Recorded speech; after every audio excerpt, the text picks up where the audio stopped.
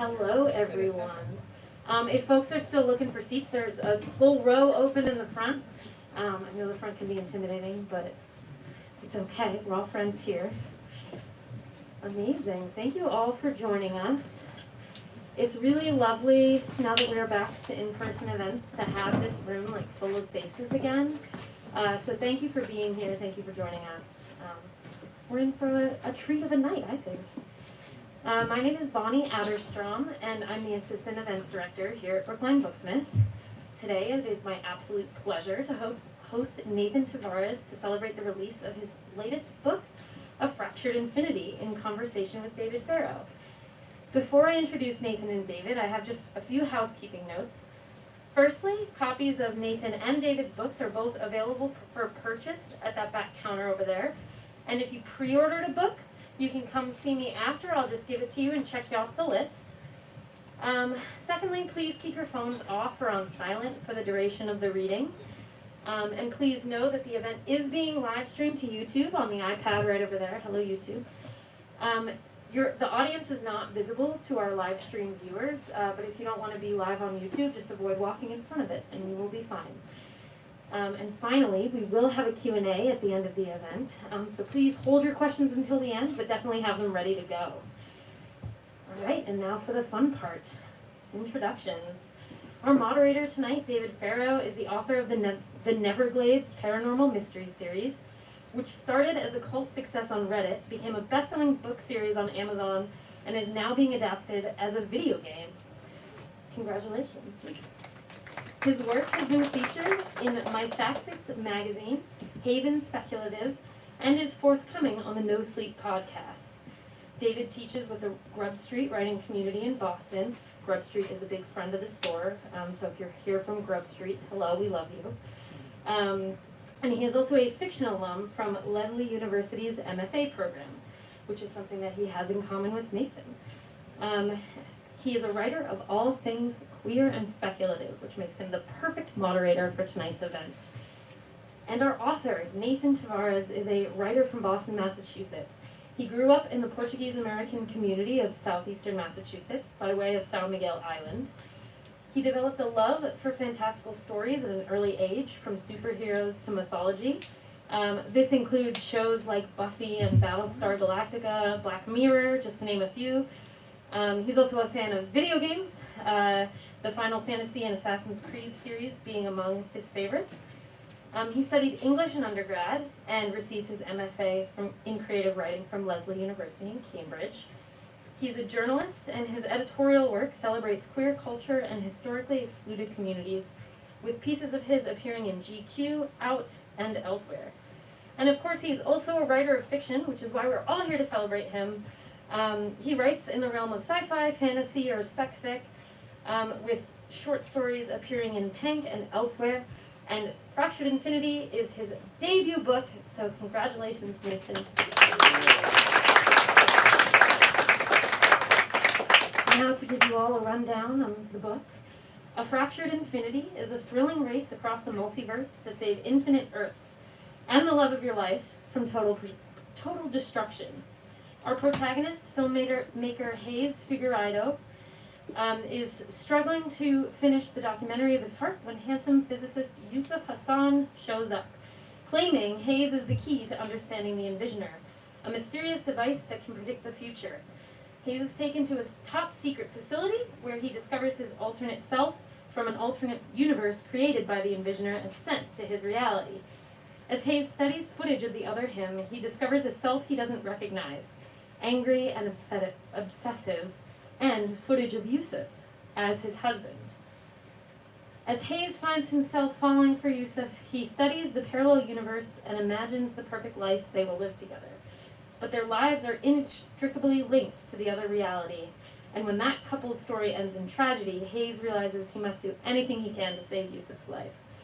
With the fate of countless realities and his heart in his hands, he leads Yusuf on the run, tumbling through a kaleidoscope of universes, trying to save it all.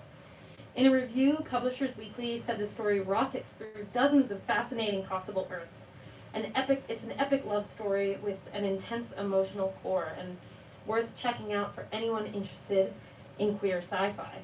It also received a lovely review in the New York Times recently, which called it a beautiful, tender portrait of a romance. Its unremarkable mundanity made precious against the backdrop of so many iterations. I, for one, am so excited to hear Nathan talk about it. Everyone, please give a warm welcome to Nathan Tavares and David Farrow.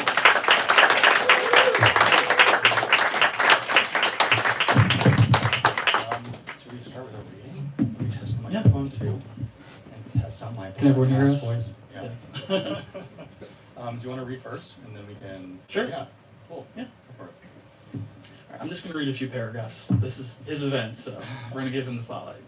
This is from my novel Neverglades. It's a paranormal mystery series set in the Pacific Northwest. Pacific Glade is a quiet town, mostly. That's one of the perks of living so far away from everyone else.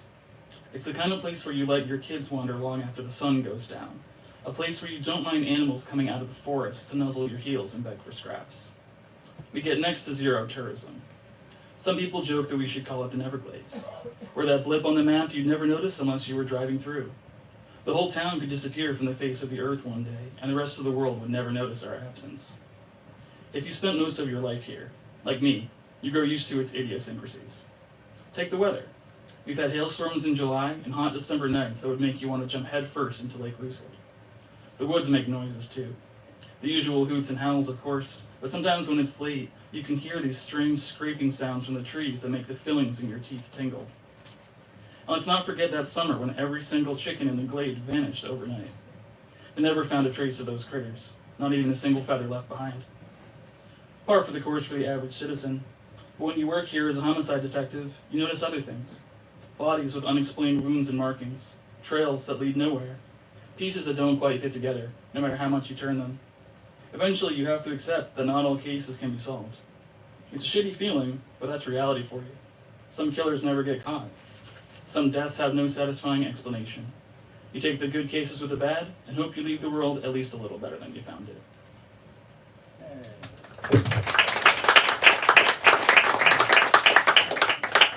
So I'll read, if everyone can hear me, I think.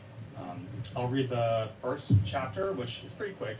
It's sort of a couple little excerpts split up, so I can always bail if it's too long. So that's, yeah. So, chapter 1, sneak preview. And here in the cerebral sci-fi movie, not a blockbuster, not my style, based on the next year or so, the title card will roll. Something evocative in all caps. Cue the score, the swelling blah blah chest rattling synth undercut by tinkling wind chimes as the blackness fades. Cut to Hayes Figueredo on a beach in the furthest part of the multiverse you can dream up, staring out at a sea strewn with stars. I've seen a million versions of myself on a million different worlds, so who knows who they'd cast as me. Hopefully some unknown who could say he got all method and really mind his darkness to tackle the role of troubled filmmaker. Troubled, sure.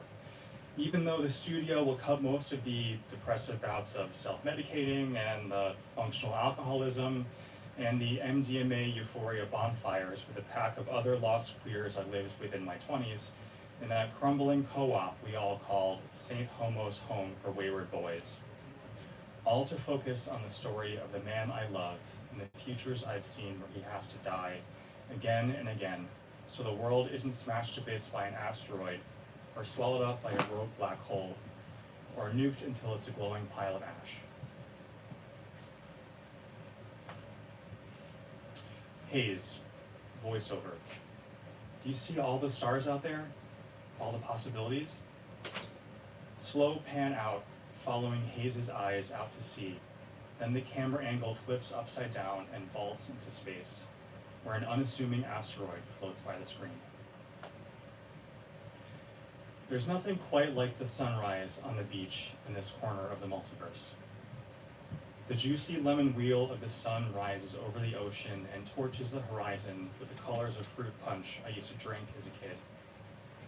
I rustle on the leaky air mattress, which sends a rubber balloon fart across the pink sand towards the copse of beach grasses that thicken into what looks like ferns the size of redwoods. That graceful wake-up call would have gotten a smile out of Yusuf not long ago, before he left. He hasn't been smiling lately, just his dark, downturned eyes and his short sentences. I mean, of course I get it. It's tough to tip your head to the sunlight when you know that billions of people have to die because you're alive, and the man you love kept that from you. I puttered around the camp for a while with our Ring of Rocks fire pit and our improvised refrigerator that's a shallow hole covered with palm fronds. The dunes of pink sand and the tropical forest of ferns with their coconuts that taste like bananas and their bananas that taste like coconuts. I'm alone on this island in the whole planet as far as I can tell. I knew the end was coming, so I woke up the past few mornings before Yusuf and tried to memorize every detail of it. The shadows on his cheeks from his beard, the swoops of his sooty eyebrows, his halo of black curls, the moles dotting his body like he's a constellation of some ancient hunter. Scene: a sad man alone with a bunch of junk that seems washed ashore from a shipwreck. I wish sometimes that I never crossed paths with that fucking machine, but then I never would have met Yusuf. The Envisioner, the huge dark gray box with all its facets and spindly metal spider legs, sits about a quarter mile down the beach. You know how spiders can feel anything that brushes against their webs because all the strings give off a different vibration? I can feel the other universes like glowing threads when I press my hands against the machine. I don't know how the thing works exactly. Every sci-fi movie I've ever loved has had some hand-waving here and there. Let's just take this premise and go along with it. Deal? I mean, I don't know how airplanes exactly work either, but they do. Anyway, the thing is a predictive device. It's a gateway, sort of. It's also a plague. A time bomb fucking with reality on a multi-universal level. Yusuf talks a lot about knots in the fabric of multi-dimensional space-time, with each envisioner a point connecting different paths. When he talks like this, words get all crammed together and I can't make much sense of him or anything else. The thing crunches a bunch of numbers and spits out predictions. There you go. You're all caught up. Yusuf tutored me in physics when I first arrived at the compound, and I was still interested in not feeling like an idiot around the global brain trust of the research staff.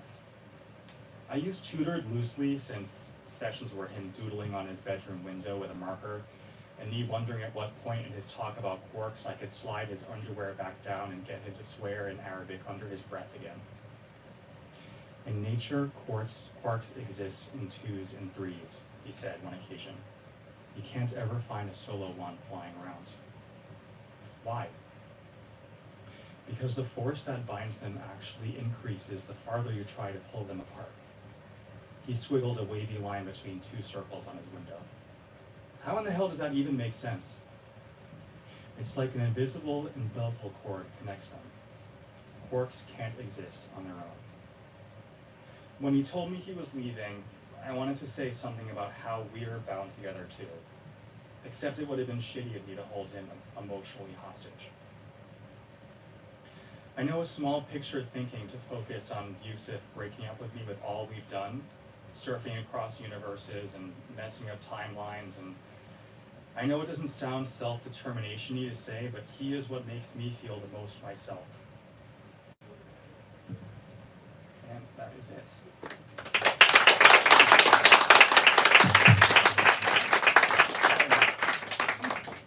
Do we chat now? I guess we should, yeah. Well, the book is wonderful, Nathan. Thank you. I read the whole thing and just absolutely loved all the characters. I mean, Hayes and Yusuf, they just jump off the page. We didn't even mention Kaori in this particular excerpt, but she's a scientist who works with Yusuf. And secretly the best, as you're reading, not to sway you, but secretly the best. Yes. So I guess just to start us off, can you tell us a little bit about where this book came from and what the journey was in terms of inspiration, the process, how it got to where it is today?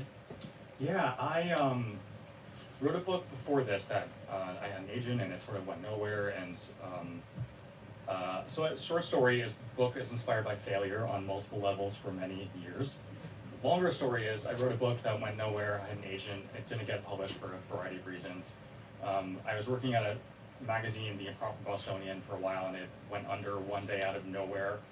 So I was like home very often, or walking my dog, and like just thinking like, you're a failure, you're a failure. Which, I mean, sometimes it helps to kick you in the butt to make you do stuff.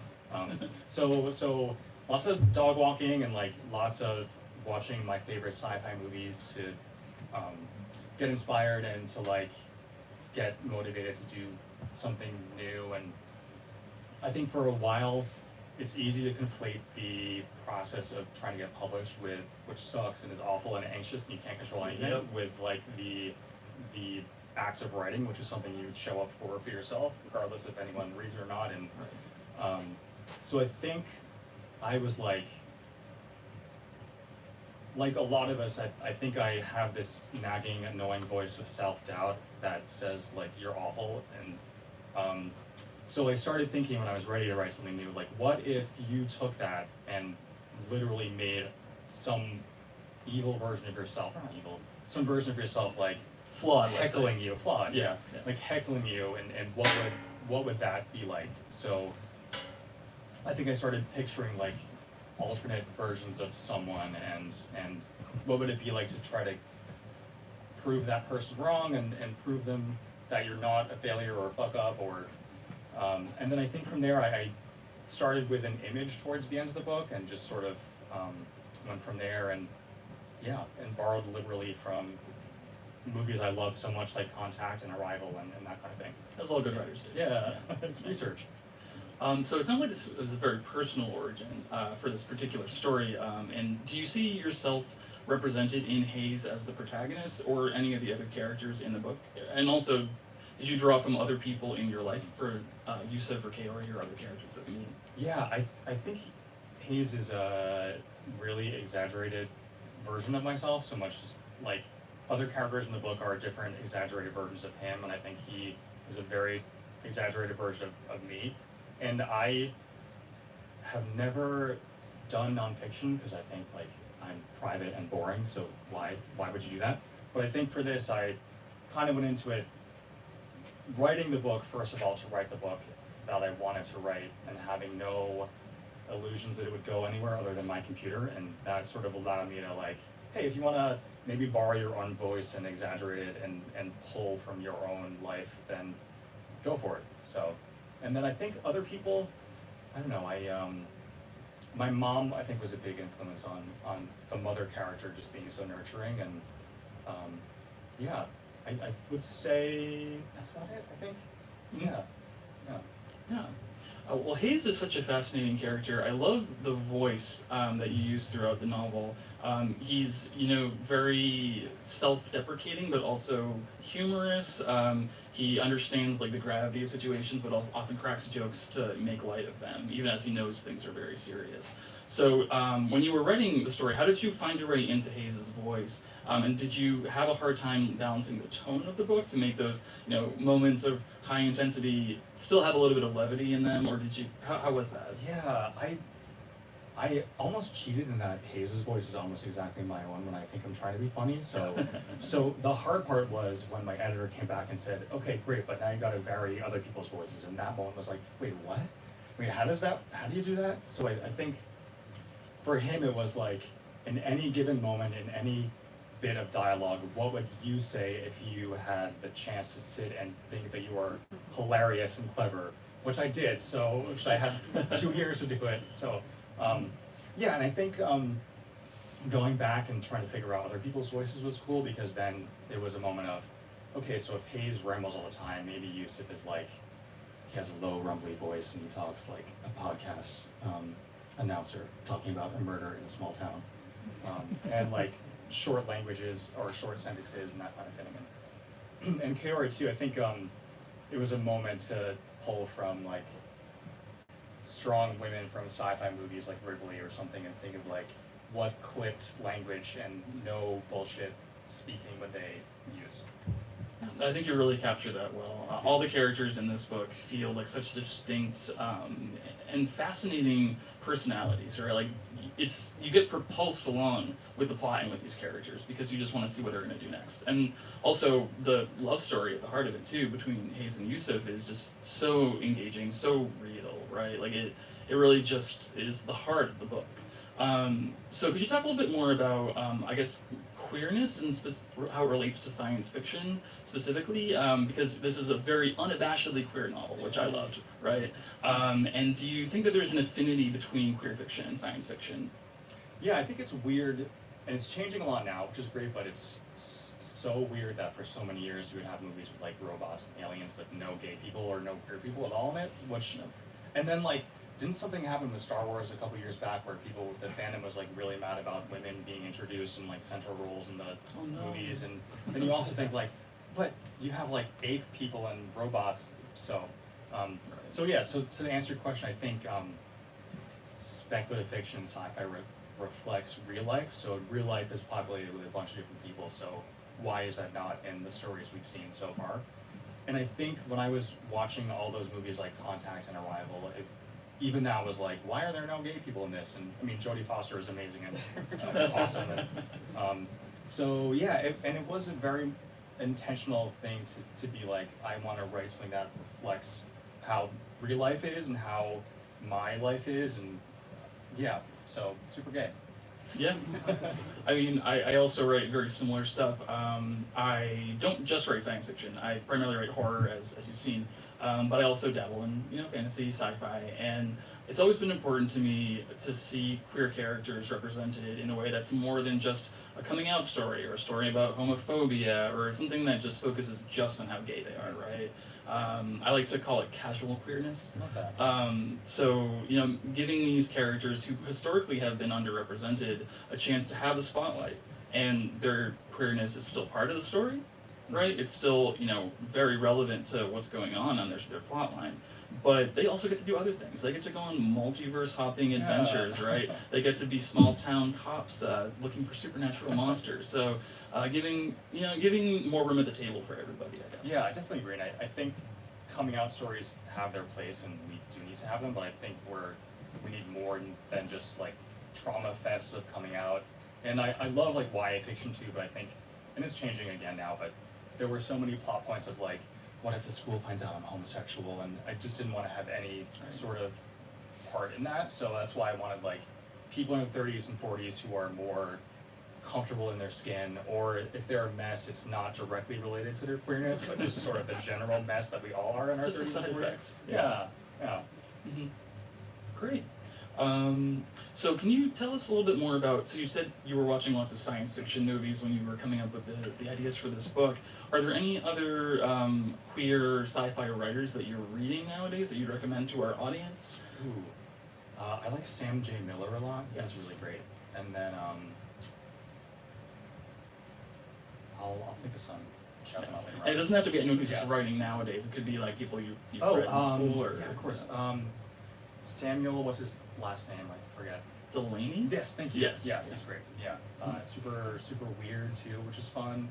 Yeah, other thing, I was influenced by a couple of like pop science theoretical physics books, which I think had a big impact on. I remember I was driving to the Cape one time for a work event, and I was listening to, I think it's called The Theory of Everything, maybe, and it was an audiobook. And if you ever want to be moved by like theoretical physics, read this audiobook, because they will say stuff, and I almost pulled over, and I was like, what? How does that make sense? Physics has always fascinated me, not in the way that I want to study it because I'm bad at all the math. Mhm. Yeah, I write, that's my thing. Yeah, But, so I got a way around it by having a secondary character be a physicist and then him explaining stuff to the main character. So in my head I was like, so if I get stuff wrong, that's just because this idiot doesn't know what this other person's talking about. And it's filtered through yeah, perspective. Yeah. And in regards to that particular perspective, we saw this in the excerpt that you read. Hayes uses a lot of cinematography terms, and he thinks about the world as a film, right? There's voiceovers, there's montages, there's flashbacks, and that's all done intentionally throughout the novel. There's even like moments where it turns into a script, and we see like in Courier font, that's Hayes saying this thing or his ex saying a thing in a flashback. So what inspired that angle of looking at the story from a filmmaker's perspective, and is it related to anything in your own life? Yeah, I think I started with wanting to make him an artist, but not wanting to make him a writer, because I don't know, there's something A little self-indulgent. Yeah, right. There's something a little weird about like a writer, or like masturbatory about a writer writing a writer, and it's like I don't know. So No I thought, offense, Stephen King. Yeah. Actually, On Writing is a great book, so it's Stephen King. Yes, love that book. So I thought make him a filmmaker, and that made sense because he kind of self scripts everything and breaks people down into like character treatments, and then for me I did a couple of voiceover things, and my editor was like, people love form breaking, so do more. And it's always cool when someone sees something and goes like, yeah, like do more, that's awesome. And then for me it was also a way, because I find first thirds and first quarters of a book really hard to write. So for me it was like another cheaty moment of, I'm gonna have an info dump with a voiceover and just put it on you, and then do this little device thing, and we can move along to something else. And yeah. Yeah, it's very clever, and also you almost don't notice it because it feels so appropriate for that character to be thinking in that way. Let's see what else. Now, when you were writing this book, was there a favorite scene you had in mind? Without spoiling too much, I know there's a lot of very zany worlds that these characters travel through, but is there anything that would really stick out to you and you're like, yes, I love writing this? I think there's a scene pretty early on where the three main characters are hanging out in a restaurant, and it was actually the last scene I wrote because my editor made a comment about wanting to see them interact in a certain way. So I wrote it last December, and after I had been working on the book for like 2 years, so it was cool to actually go back to a beginning part in their relationship and then think like, oh, I know their voices more, and I feel like I would know what they would say more.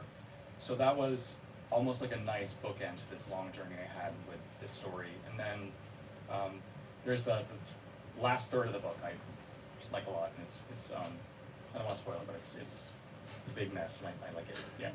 In a good way. Multiverse worlds, yeah. Lots of worlds to explore there. And I love those scenes that you were talking about where the three of them are sitting having margaritas, right? They're getting to know each other before things start to fall apart as they do. And I think it really humanizes, especially a character like Kaori, who maybe in some stories would be the villain, right? Everything she does is just like she's out to get us, but she has such a complex and nuanced character, and I think it's because we get to see her before things get really bad, right?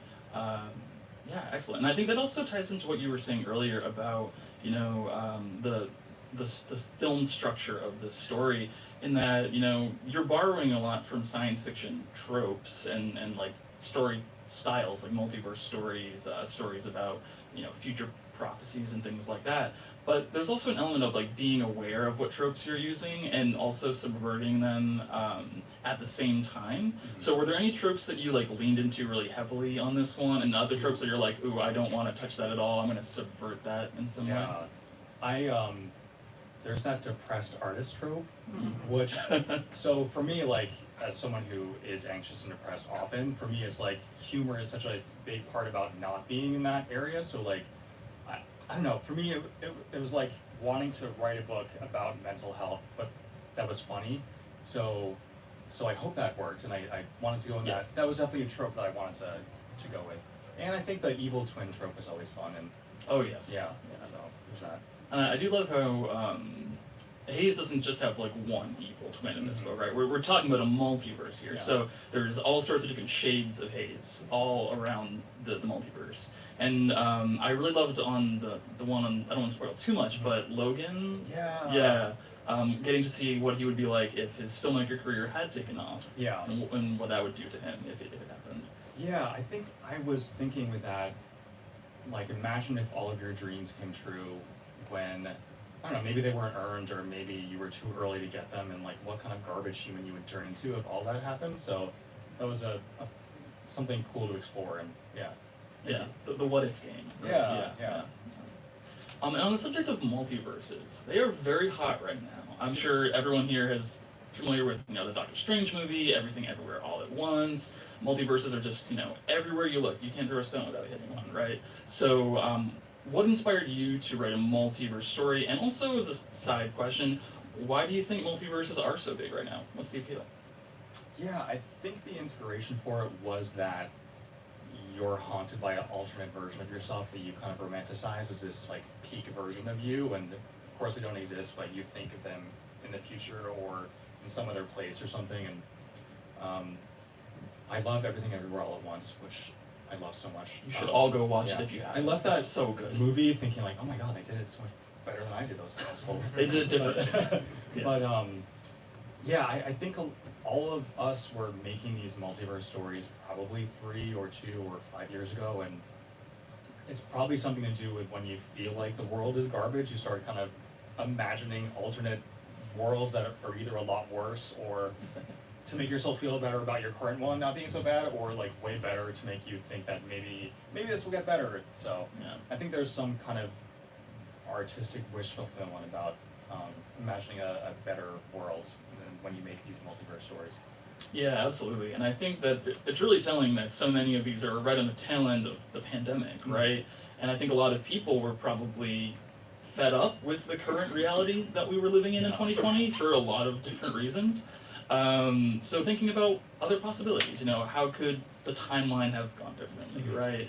Could it have gone worse and we're actually in a pretty decent timeline? Right, or yeah. could it have gone so much better, and what would that look like?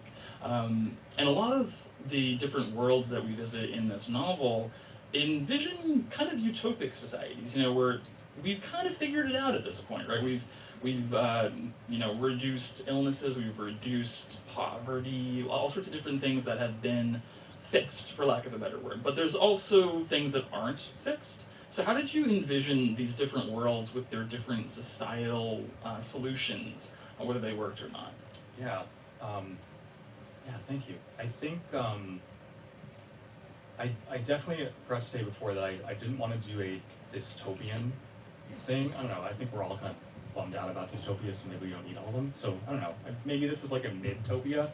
So I was thinking, like, especially part of the world I was inspired by Trump pulling out of the Paris Accords a couple years back, and to me it was like, you think of that moment and you think, okay, well, if America isn't pulling its weight, the other countries of the world aren't just gonna like lay down and die.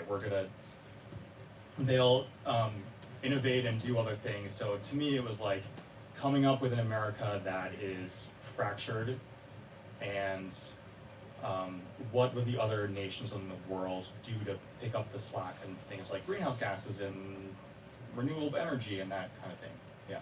It's kind of observing the way the world is now and looking at, well, what if we went in that direction? What if the U.S. completely dropped the ball and everyone picked it up, right? Mm-hmm. Yeah, that's really fascinating. Were there any multiverses or any worlds that you had on the rough draft side of things for this book that you didn't end up exploring, that didn't make the final cut? Or did you kind of explore what you wanted to explore? I think I explored all that I wanted to, only because I came into this like thinking, if I get hit by a bus tomorrow, this is the book that I would like to have written. I mean, I hope I don't get hit by a bus tomorrow because I enjoy being alive. But for me, it was like, take everything you like in everything, in art, in films, in books, and just sort of knock them into one novel and see if it works. And so I did a little bit like fantasy-ish in one world, and so yeah, it was just I wanted to have fun while I was writing it, because I thought another trope is like the miserable writer is like drinking whiskey and being Hemingway and like shooting himself in the face or something. But for me it was like, you have fun, just if you're not having fun when you're writing it, why is someone going to read it and not have fun? So I think that's it. Yeah, I think a lot of people don't realize that writing is as much play as it is work, right? Yeah. And you want to be having a good time. You want to feel that the story you're telling is damn good and someone's going to really appreciate this, So, yeah, absolutely. In terms, shifting topics a little bit, so we both went to the same MFA program, which is really cool. Lesley University, check them out, they're awesome. So we are speculative fiction writers. For those who don't know that term, it's kind of an umbrella for sci-fi, fantasy, and horror. Stories where the real world is not quite the same as the world in our fiction. And a lot of academic programs don't love when you write that. So, what was your experience as a speculative fiction writer in your program? And do you think there's room for speculative fiction in academia? Is that changing at all? Yeah, when I was there, I think 2010 or 2009 to 2011, I had one instructor tell the class, like, I just don't want to read sci-fi, so please don't submit it. Which, I mean, I know everyone's taste is different, but I had other people saying it's genre fiction is still adhering to things like character and story, and so of course we want to read it, of course we can help you. So yeah, I heard both sides, but I think now it's a lot more acceptable to write sci-fi and fantasy and anything, and it's more, I don't know, even as a reader, I feel like as a kid it was like embarrassing, like you're closeted because you read like sci-fi, because no one, I don't want to say take it seriously because it sounds like too self-important, but people would, it was almost like looked down on for as not being writing, or so I think that's changing, and I think sci-fi definitely has a room in the academic world because you can do things like talk about technology in a way that you won't be able to maybe in straight up literary fiction, and I think it lets you explore lots of possibilities, which is always a good thing. Yeah, I think especially for queer writers, there's a lot of metaphorical resonance in sci-fi, fantasy, and horror, where so often we are following characters who are kind of outsiders in a sense, right? So even if they're not literally queer, they may have narratives that we can identify with because of that, you know, not quite belonging to one world or another world, or feeling somehow different from the world that they occupy. I was very lucky when I was at Lesley. My thesis ended up being a collection of short speculative fiction, most of which had queer elements, and I didn't really encounter much, if any, resistance about that. So it's really nice to see that, you know, the tides are changing. There's lots of very popular authors who I think we would call literary fiction writers, who are working in really fantastic worlds and adding elements of genre fiction to their stories. Kazuo Ishiguro comes to mind, Never Let Me Go. David Mitchell, Cloud Atlas. Margaret Atwood, who is, I went to an event with my husband Eamon, who is sitting here, and it was the Boston Lyric Orchestra was doing Handmaid's Tale, and we saw her and I think the director talking, and she looked at me and smiled, and I thought, like, cool, I can die now. That's pretty cool. Right Atwood looked at me and smiled, so that was great. Yeah. Margaret Atwood's fantastic. Fun story. When I was at Lesley, I read The Handmaid's Tale and Octavia Butler's Parable of the Sower in the same semester. That was a lot. For those who haven't read those books, very, very bleak dystopias. And misogyny everywhere. Everywhere. Whew, yeah. So that was a lot. But fantastic writers, and it's great to see how, you know, the conversation now is really welcoming those sorts of stories into the mainstream in ways that they maybe even weren't 10, 20 years ago. Yeah, definitely. How are we doing on time? Good? Okay. I guess one more question. So this book deals with a lot of very big choices, right? Like Hayes has to decide, am I going to let the entire universe end, basically, or like lots of people die, if I don't save my husband, right? So it's Yusuf or the world, basically. How do you grapple with that decision as a writer? How do you like work towards resolving that in a way that feels satisfying? And if I may be so bold, what would your decision be in that situation? Oh, you are toast. You're all done. I don't know how I don't know. Satisfying is tough because to me it was satisfying, and to me it was, but I will leave it up to interpretation if it is. But so I don't know about that, but I will say that yeah. I would pick my man over all you.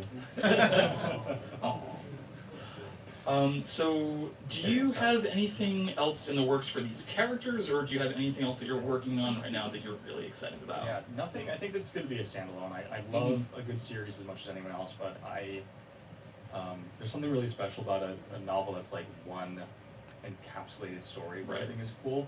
But I have another book coming out next fall, I believe, which I turned in about a month ago, so that's should be coming out next fall. Congrats. Thank you. Can you tell us anything about that one, or is it kind of under wraps? So this one we called me and my agent, who is amazing, and they were the one who encouraged me to like be big and weird and queer. So we pitched this one as a rival, but make it gay. Love So it. the next one is what was it? Cloud Atlas meets the gay love child of Cloud Atlas and Eternal Sunshine of the Spotless Mind. So hopefully it'll be in that vein. Yeah. You just described like the perfect book. Right? Yeah. So I can't wait for that one. Look it up. Yeah. All right. Bonnie is creeping toward us. Is it Here time I for come. audience Q&A? Yeah. So I am going to ask folks, provided we don't get too much feedback, to speak into the mic with your question, just so that way anyone who's watching on the live stream can hear you. But feel free to raise hands and I'll pass the mic. Thank you. Nathan, I am Yusuf. Oh, no way! Nice to meet you. Not Yusuf Hassan, Yusuf Nasrullah, and I am also a biochemist, which is some kind of a variation on a physicist. But the moment I read the synopsis of the story, I was just so pleased to have someone of that name in the description, and of course, also queer, and that kind of a love story. So I really wanted to thank you. Being a gay man and also someone who is very fond of gay literature, I mine through Alan Hollingworth and so many great works. But you always feel that thirst, that why is a Muslim man or a South Asian or even an Arab man underrepresented? We do exist, and also in gay and queer spaces, probably disproportionately so. And it's not known because everyone thinks, they live in these Islamic nations and they just tag on to whatever is state imposed. But this is just so refreshing to me that someone like Hayes could be in love with Yusuf Hassan. And I just wanted to thank you and say that we're very underrepresented, but we are in this space, and I can't wait to read this book. And I too am absolutely fascinated with multiverses, being a scientist, the whole idea of like alternate realities and everything. So this basically combines the best, and I'm really going to enjoy the book. But thank you for having a character called Yusuf. Thank you. And I mean it's like a name, right? But it just holds so much more importance than being just a name. So I think I started there, and I just really appreciate it. So thank you. Yeah. Oh. Hi, I'm Jeff. Were there any universes that you really liked that didn't make the book, or were just too bananas to try to like synthesize and like put onto paper? No, but I was inspired by if I remember correctly, it was either the Buffy comics or the Buffy TV show. They had a multiverse arc, and there was some joke about there was one universe that had no shrimp, and there was another universe that was just shrimp.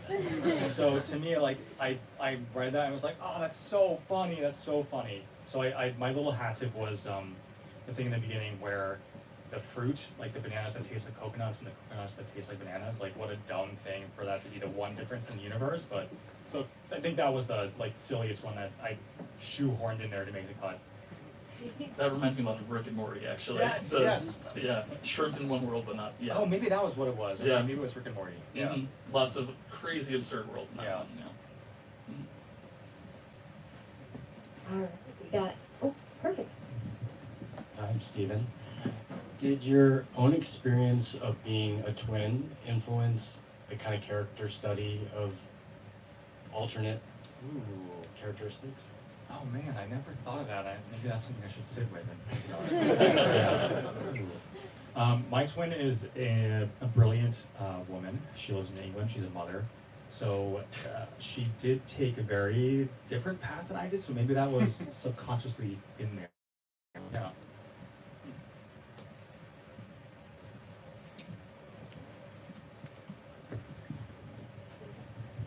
You mentioned that you had a very different journey with your first book, and I was just curious, was it a matter of like changing and finding the right agent, or just like finding your flow, or just if there was like what were the paths that sort of like led you to success, or not? Yeah, it's tough. So I had a book that I liked, and I got an agent with it, and we got an offer, but they wanted to fundamentally change it, and then, which I get. I mean, but I was advised to think about what you want. Is this the book you want to write, or are you cool with making a career decision that no one's going to judge, and maybe you change something to sell a book, and then you write what you really want to write afterwards? So I turned down an offer, and I was agonizing over it for years, and I think I don't know, I'm someone who does not like everything happens for a reason, because I think that's so garbage. But for me, it was that was one part of needing to fail so hard, that was really useful. And then even with this book, I had an agency drop me for they wanted a significantly different book than I'd written, and for me it was a moment of, again, well, do I want to change something that I am proud of, or do I want to stick to my guns? And so long story short, I stuck to my guns, and I think it hopefully will work. But yeah, I think it was I don't know, career versus something you're proud of type decision, and I went in the something you're proud of direction. It added 7 years to the journey, but I think they were 7 useful years, so I think it worked out in the end. Yeah. It paid off. It looks great. Thank you. How do you think growing up in Massachusetts and being part of the Portuguese American community has shaped or influenced what you write or what you're interested in? Yeah, I think, and I was reflecting a lot over COVID, missing ambient Portuguese language in your household, and going to Fall River with my parents, and you could go there for a day and not hear a word of English and stuff. And for me, it was when I started thinking about making a character that was a different version of me, I thought that would be a cool part to incorporate, because it's something that as I get older and I get distance from my childhood, I almost appreciate more, because when you're a kid, you think Mom, why are we eating charisse again? Why are we can we speak English? Can we watch Family Matters instead of RTP on the TV or whatever? And I think being an adult and looking back and going those were really beautiful years and really wonderful memories. It was a way to fold that in and say thank you, I think, for the way that I was brought up. So that was something that I was really glad to do, I think.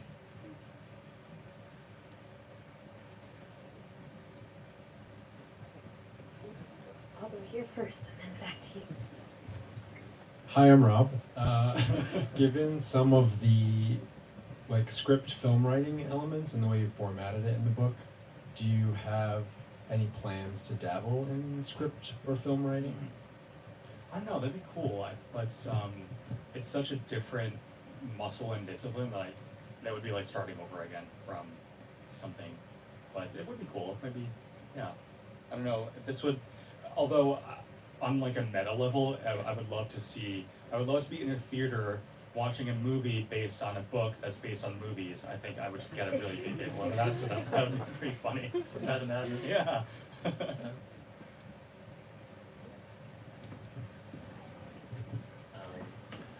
You mentioned that you learn how the characters speak kind of as the book went along. It seems very intimate, and I've never written a book, but I was wondering how do you feel about them now, and after you're done?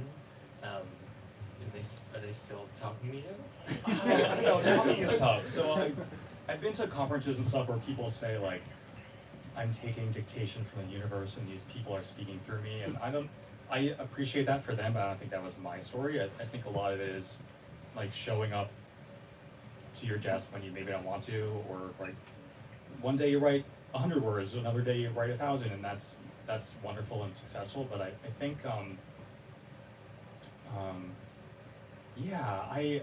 I try to approach it as hanging out with the boys or hanging out with the characters, and I think that helped me come at this with a sense of play and to hear that their voices in a playful way than work, if that makes sense. Yeah. I think there's an element of, the characters, if you try to make them do something and they would not do that thing, they will resist you. You know, like not like literally talking to you, but you'll be like, "Ooh, that doesn't feel right. That character's telling me that that's not the way to go." Mhm. So sometimes once you've got a good grasp of the character, the story doesn't write itself, but it tells you like the path you should be walking. Yeah, You know. yeah. Yeah. Alright, we have any other questions?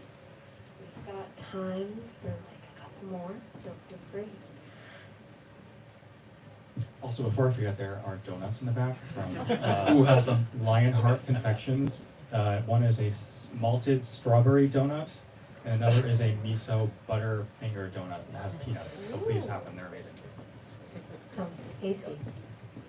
Okay, so I am gonna ask this question. I was like, this is gonna be too silly, but hi, my name is Tim, and I wondered. So I've read the brief synopsis. I haven't read the book yet. Dare you? It's been out for 12 hours. I think I have a copy somewhere. But as a lover of food, I was interested to see like in the synopsis that I read, like I was like, oh, sure, like he's putting it in there. I wonder. And then you talked about that, and then you talked about donuts. So and I've just recently been reading like food books and like really getting into like the description of like crispy chicken skin and like all that, and just almost loving the sound of. Or reading about food. Anyways, was my question. Were you able to incorporate food descriptions in this book? Yeah, and one part takes place in an alternate England. So it was fun to think about what, as a land that is not necessarily known for their wonderful cuisine, which I think they kind of get unfairly dinged for that, but it was a chance to think about what would food look like in a sort of technological utopia. Yeah. And now I'm like really hungry, so. I actually, so in that world, I remember reading that scene, and like that whole world is like utopic in most aspects, but the food is not it. Yeah. The food is not it. Can't have everything. Yeah. Right, we have time for one or two more questions, so feel free to raise your hand. Yeah. Hi, I'm Ryan. I have a question actually about sort of the process too, because I feel like so many people go to work and your work kind of is a continuation of the day before and continuation of the day before, and so now, you know, this is your first novel that got published and it's out there, right? Like it's complete. You can't go back to the computer and tinker with it.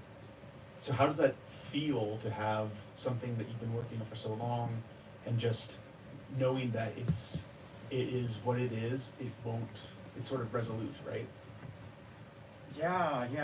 I yesterday when it came out, I kind of went into the document and just added, fixed a couple typos that I had been lingering for 6 months or something, and it did feel like a little like bittersweet bookend to a long process, but yeah, I'm excited. And in a way, it feels like I really have been hands off of this since April. So being divorced from it and then coming back to it now is like, with a little distance, is fun and sweet, and yeah, having some distance from the creative part, and now it's the like hear enjoy part. That's fun. Yeah, a little bit bittersweet, but I'm glad it's where it is. Yeah. All right. Oh, I don't know. I think I've read it probably a dozen times, so I don't know that I need to read it a third time. Although I do, to plug, because they would love it, I really want to hear the audiobook. I heard a little sample on it. Tom Picasso is the narrator's name, and he did a wonderful job. So recorded books, it's on Audible. It's like 11 hours. So that I'm very curious about. Yeah. It's very exciting. All right, we have time for one more question. So if anybody has one, raise your hand. Perfect timing. All right.